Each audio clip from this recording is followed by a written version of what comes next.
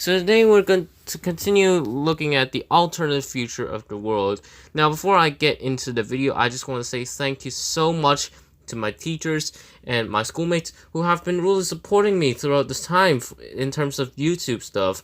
Now, I know that I've not really been active. This is because of stuff in real life getting in the way. Like, I'm a student and I gotta study. There's tests and exams and stuff. There's also been some stuff going on in my family and so on.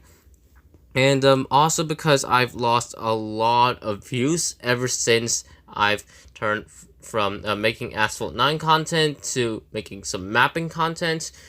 I can totally understand that because my old viewers are not going to be interested in my new content. But thanks to you guys have really been giving me a lot of motivation to continue making these videos. So here I am making these videos for you guys. Thank you so much. You guys are really awesome. But anyway, enough of that. Let's get right into the video. Now, before we officially get into the events, let's have a quick recap of what happened in the last episode, right? So first of all, we have the Russian-Ukrainian war going on. That ended up in a Russian victory. Ukraine was made into a puppet. From there, they continue on and invaded Moldova and Georgia. Moldova was annexed by the Ukrainian puppet, and Georgia was annexed by Russia. From here, we saw the US trying to avenge Ukraine and all those countries that were invaded by invading a Russian ally, Cuba. And from there, Cuba became an integral part of the USA. They were integrated as a territory. And after that, we had a huge event that really changed the spheres of influence in Europe. We had the Turkish-Greek War turning into I don't know how many times, but like, it's another Balkan war that happened. And since NATO didn't respond, Russia joined in, and then they helped Turkey out. From here, they were really able to expand their influence into the Balkans, and NATO took a huge hit from that. And finally, we saw that Kazakhstan left Russia's alliance, CSTO, and this led to Russia invading Kazakhstan, as well as Uzbekistan and Turkmenistan, with the help of her allies. It, of course, ended up in a pretty easy Russian victory there. So that's all I have to say for the recap for what happened in the previous video. Without further ado, let's get into the events in this video. So as you guys can tell from the thumbnail of the video, one of the events that is going to take place in the video is a battle between India and Pakistan for Kashmir. Well, guess what? This is the first event to take place in the video. We have India declaring war on Pakistan, which leads to China and Myanmar joining the war to protect their ally. So with this, India is facing 3 enemies at once. However, we all know how powerful India is, so maybe they'll be able to pull something off from this war. As the fighting between the militaries begin, we see India invading into the highly disputed Kashmir area between India and Pakistan. We also see India making some progress in southern Pakistan.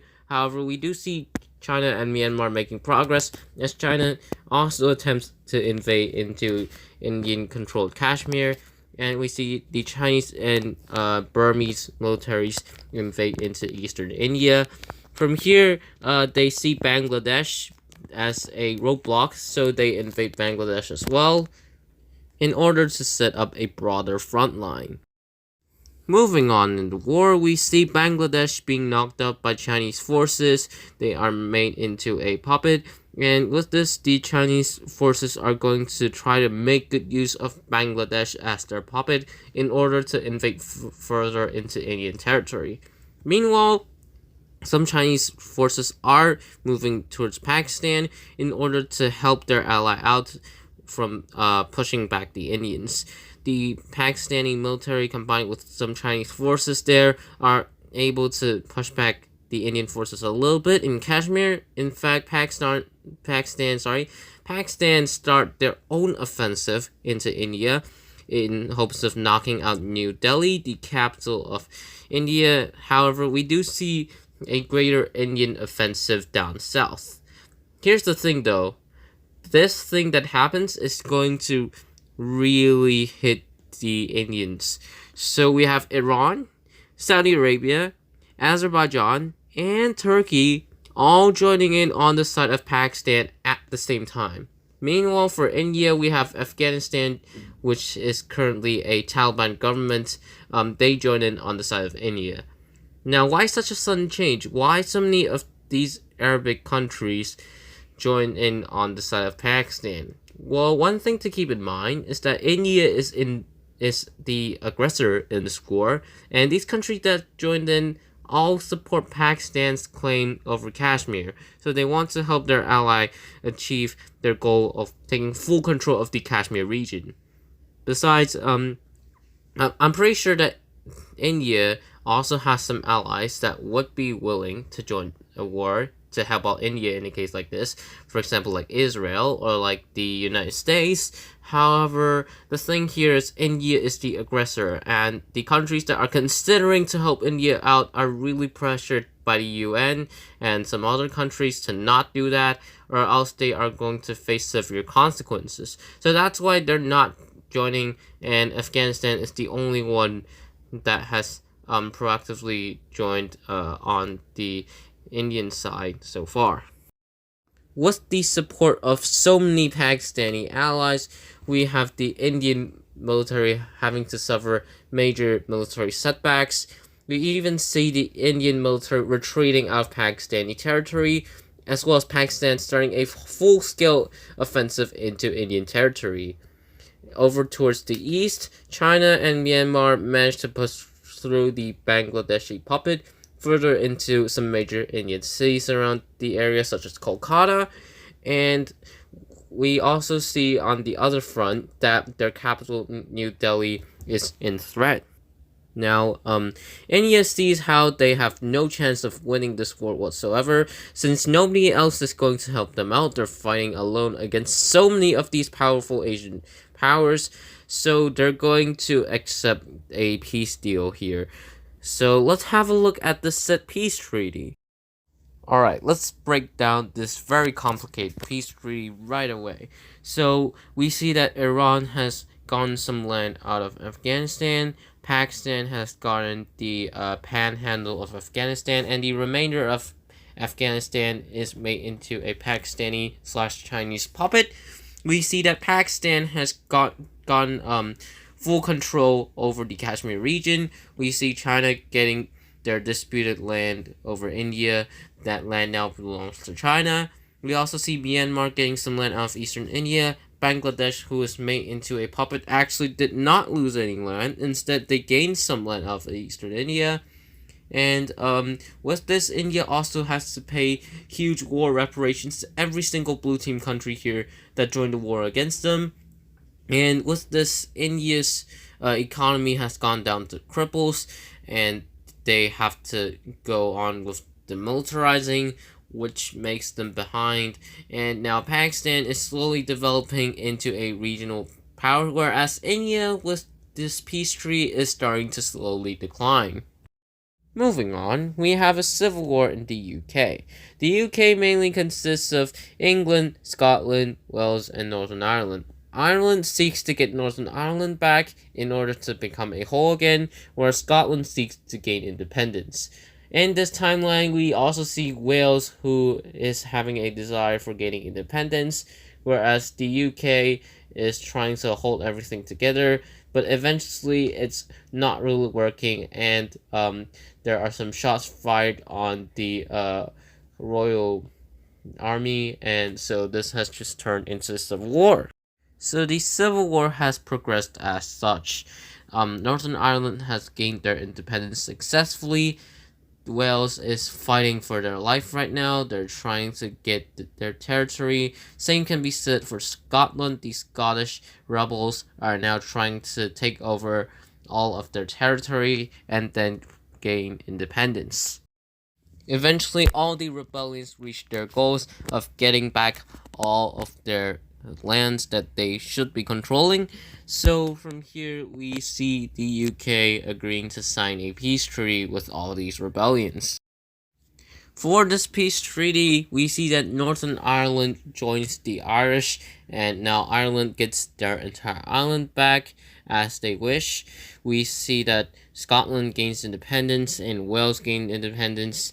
The UK has officially collapsed, and what remains under the UK's control is now all renamed to England, and the whole monarchy thing collapses. So now they're a republic instead of a monarchy.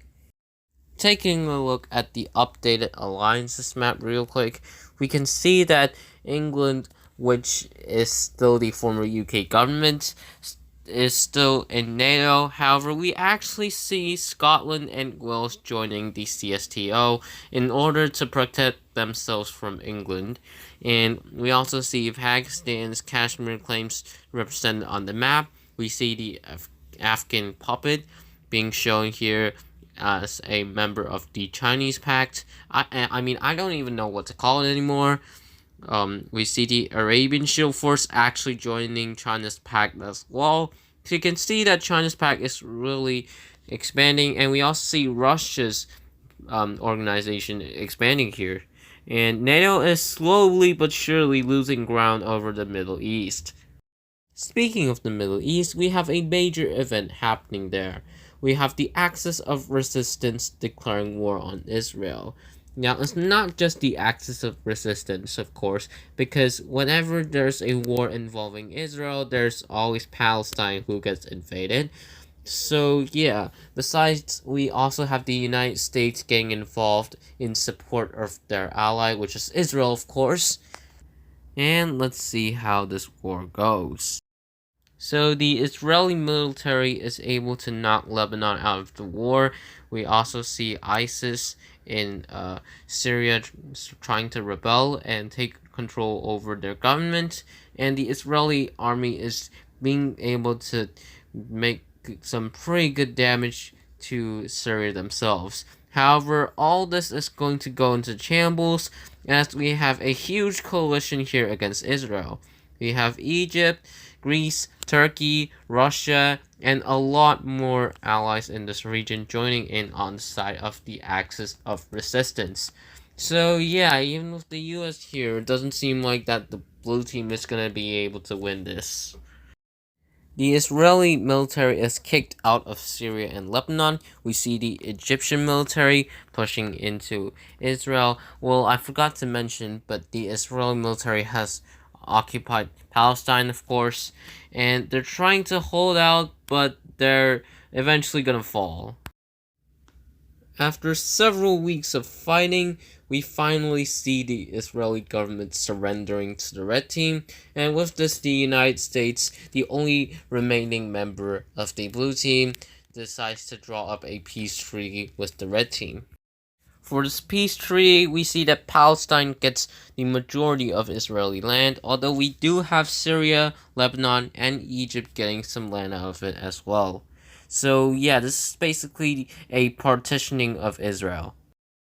Well, guess what? It's not over just yet. These Red Team allies continue to go on as they would like to partition the remaining neutral countries in the Middle East.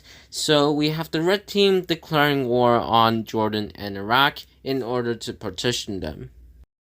Of course, given the sheer amount of manpower and the strength of the militaries of all these countries combined, these countries, Jordan and Iraq, they fall pretty swiftly. In this peace treaty, everyone that bordered Jordan and Iraq that belonged to the Red Team got some land out of these countries. So after these wars have happened, we have three unifications taking place. The first one is pretty surprising, being one between China and Taiwan. Now, how did this happen? Basically, in Taiwan, there was a very pro-unification leader who was elected. They eventually negotiate with the mainland Chinese authorities and have come up to the agreement. So with this, China is now a whole again, and the mainland Chinese government, the Chinese Communist Party, has taken control over Taiwan, but Taiwan is being ruled under the system the same as Hong Kong and Macau, aka one country, two systems. Besides that, we also have two other unifications taking place, one between Syria, Lebanon, as well as Palestine, and the other between Saudi Arabia, Kuwait, Qatar, UAE, as well as Oman, to simply form Arabia. After these three unifications, we have yet another war breaking out. The United States declares war on every single Caribbean country that is not yet American, as well as Mexico. The US Navy and military does pretty well. They managed to capture Baja California as well as a good amount of land from northern Mexico. They also managed to capture the Caribbean. However, this war is a war that the majority of the world is not a fan of. A lot of countries are criticizing the US for this war declaration thing, and we have a lot of countries actually willing to join in on the side of Mexico in order to help them out against the US. I mean, it's really a lot. So we have the majority of Central America here: Venezuela, Brazil, Argentina. We also have Russia and China, some pretty notable ones there, joining in on the side of Mexico in order to protect the Mexicans. However, with this said, we also have Colombia, Chile, Panama, as well as Costa Rica joining in on the side of the US, as they are some pretty major US allies in the region. With all this help, Mexico is actually able to push the US military out of their country, and we see that Costa Rica and Panama have been captured by the blue team. Colombia is about to fall as they are unable to deal with these overwhelming Brazilian forces that are invading their country. We see that Chile has been completely captured by the Argentinians, and we see Brazil actually declaring war on France in order to capture French Guiana. Besides this, we have even more countries joining on the blue team. We have Ukraine, Turkey, and even more that I'm not going to go through bit by bit. Refer to the map if you want to have a look. The Mexican army is actually able to stalemate the American army from being able to invade into Mexican territory. However, on the other side of things, the US Navy is able to capture the entirety of the Caribbean, further expanding their influence. Brazil is able to capture French Guiana, and French Guiana is pretty much going to be annexed by Brazil.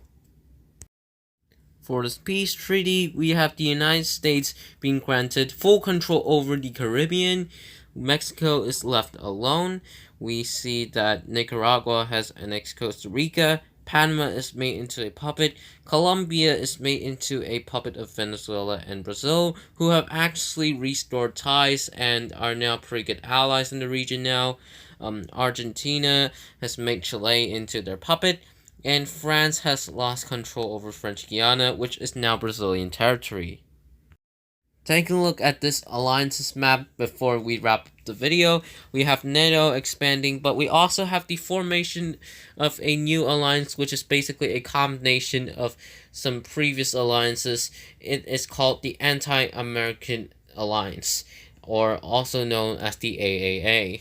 Yeah, pretty funny name. 3 consecutive A's. But anyway, this alliance is aimed at preventing America from basically ruling the world and controlling this world order here, as they see America as their biggest threat, and they see the United States as a huge threat to humanity as a whole. And we actually see a lot of countries join this, a lot of powerful ones too. So we have Mexico, who was just invaded by the United States. They join in on this alliance. We have Brazil joining in, Colombia, Venezuela, Chile, Argentina. Some of these African powers like Algeria, Egypt, Sudan, and South Africa, they also join in on this anti-American alliance. However, of course, their enemies are going to join NATO, such as countries like Morocco, Indonesia, Ethiopia, South Sudan, and we see South Korea and Japan. They were already members of it, and they continue to be members of this alliance. We have the Philippines joining, as well as Australia and New Zealand joining. So, yeah, the tensions have gone really high between both sides, and World War III have become very likely. And as tensions rise, I'll have to wrap up this episode here. I really hope you guys enjoyed. Before I end this episode, let's have a quick recap of what happened. So first of all, we have the battle between India and Pakistan for Kashmir. Due to India being the aggressor, Pakistan received an overwhelming support, which led to India's downfall in the peace treaty. We have Kashmir being handed over completely to Pakistan. Moving on from there, we have the British Civil War, where the UK was broken down into Scotland, Northern Ireland, who eventually joins Ireland, as well as Wales and England. England is, of course, the former UK government, whereas all the other ones have gained independence from the UK, leading to the UK's collapse. There are also two major wars in the Middle East in this video. One is a coalition against Israel, as Israel invaded the axis of resistance, and the other one is the partitioning of Iraq and Jordan in order for these Middle Eastern powers to gain more land. Next up, we saw that the USA was having ambitions in Mexico as well as the Caribbean. They managed to achieve dominance over the Caribbean. However, the overwhelming amount of support once again from the Allies have really helped out Mexico in stalemating the US Army from being able to invade. And finally, we have the formation of the Anti-American Expansion Alliance, which is basically aimed at overthrowing this American-controlled world order, and they see the United States as their biggest threat, as well as NATO as a whole. So that's it for this episode. I truly hope that you enjoyed. Again, thank you to my teachers and my schoolmates. Please leave a comment down below if you're one of them. I mean, y'all could also leave a comment if you're not one of them. But yeah, leave a comment, share your advice, share your opinions whatsoever, because I really need them right now. And I will see you later. Goodbye.